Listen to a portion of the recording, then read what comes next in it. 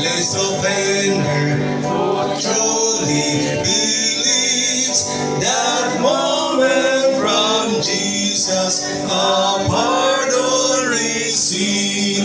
Praise the Lord, praise the Lord, let the earth hear His voice. Praise the Lord, praise the Lord, let the people rejoice. Oh, come to the Father. Ang ulan pastor, Sabado, Domingo, minaw yung mga nagsayo kayo kaya announcement kung kinsay magwawali diri. Kay usay mausap man, kaya usay makalitan, ako di ay. Salamat yapon sa Ginoo. Kay kuan, andam ang pod. Andam sa bulwaton. And then just verse 1, masalang ka versikulo, o gato ni expound mo igsoon. Okay, Salmo 106, versikulo 1. Mato pa din ni David, praise ye the Lord, o give thanks unto the Lord, for He is good, for His mercy endureth forever. Kang Ginoo magapanalangin siyang pulo magka-pray ta. Again, Father in heaven, ni kami gaduol sa imong mahal nga presensya this time.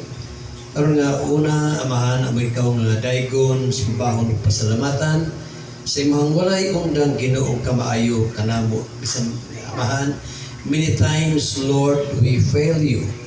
Salamat o Diyos sa imong grasyang nag-aga kanamo aron makaguon kami sa pag-serve. Salamat, Lord, nga buluhaton din sa maong dapit sa portion of sulok kining tanawalang nabutangan nimo buluhaton ug niya kini mga katawhan Ginoo.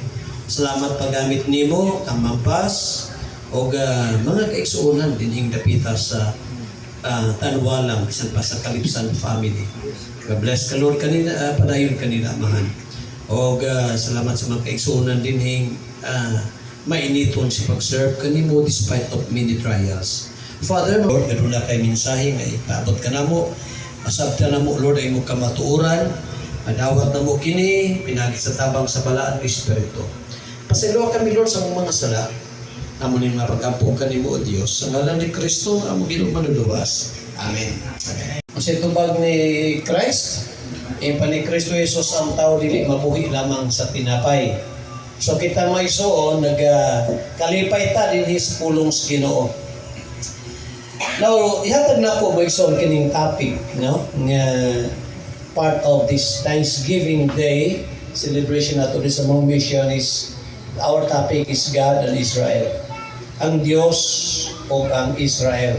Kay kining Salmo 106 nagisgot kini mahitungod sa kaagi sa Israel nga gisulti ni David.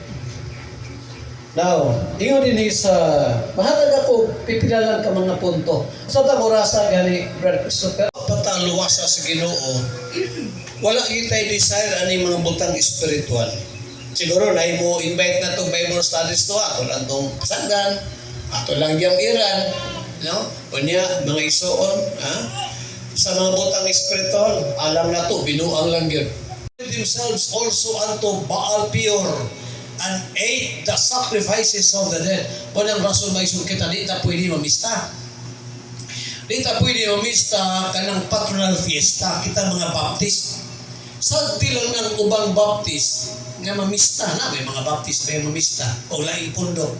Then they stood up Phinehas, issued the judgment, and so the plague was laid. Grabe may isuon, no? Si Moses nag-pray para sa Israel.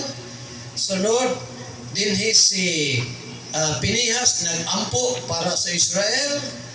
So pwede rin may isuon ay mga taong nag-ampo on our behalf.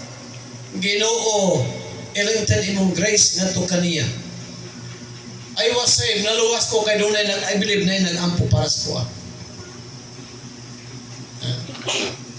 Ikaw sa bigsoon, higala, naluwas na kay dunay nag-pray kanimo.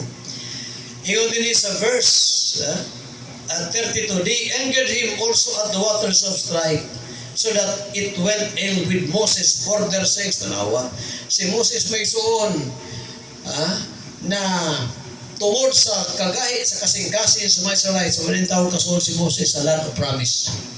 May mga tao may soon na himong blunder sa abang tao. Tungod sa gibuhat nga di maayo na pagan ng uban.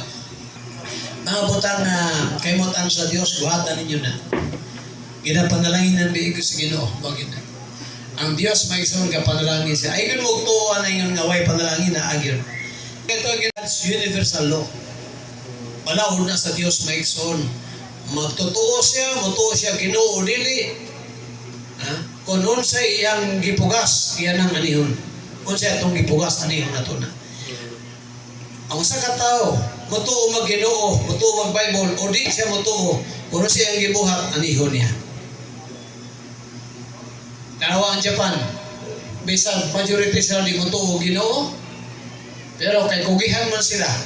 So sige, pugas anihon niya. May nato kung may soon, nagkaroon buntaga sa, karong kautuhan. Kung mapanin mas natin kaluwasan, sa ligi si Kristo, siya rin ang maluluwas. Way lain makaluwas. Nimo, kung mapakalusay, only and only the Lord Jesus Christ. Dugo nga iyang giula sa cross ni Kristo Jesus may makahindo. Higala sa imong kasalanan. O kung ikaw na saved na, sure ka na sa imong salvation, apan wa pa ka mabautismuhin biblically, follow the Lord in baptism. Amen. Praise the Lord, mga igsoon. Ingon nga, ito ang atong spiritual food. Pagkaon nato sa itong mga kalam. Thanks to God for my Redeemer. Thanks for all thou dost provide. Thanks for storm, the battle rain. Once again, Father in heaven, kami mapasalamaton sa imong ka-faithful despite, Lord, sa among mga shortcomings. Thank you, Lord, for the reminders to each one of us. Hinihitabo sa Israel kaniadto, nga amahan, dili na mosundugon ang ilang mga buhat nga di mayo. Apan, among awaton ang ilang mga gihimo nga butang na nakapahimaya kanimo, O Dios. Para ka Ginoo magablas ni imong mission sa Tanwala. Naggamit ka sa katawhan dinhi, bisan pa ilang mga kaparentihan. Wala pa sa tigkaluwasan, ta Ginoo, kining mao nga mission dinhi, lagi sa kinabuhi sa mga kaigsuonan, mahimong iwag nito kanila. And it's my prayer, Father, bisan pa kanit di lamang sa mga mission, sa pagampo karon nga mo Ginoo kining panlanginan, sila sa mga nagapangandam ani. Bless Ginoo, matag sa namo, sa pa sa mga bisita. And so, Father, among gikubit kanimo ang tanan, lauman mo adawat. Sa ngalan ni Jesu Kristo, Dios, giapon na mo kiningatanan. Amen and amen.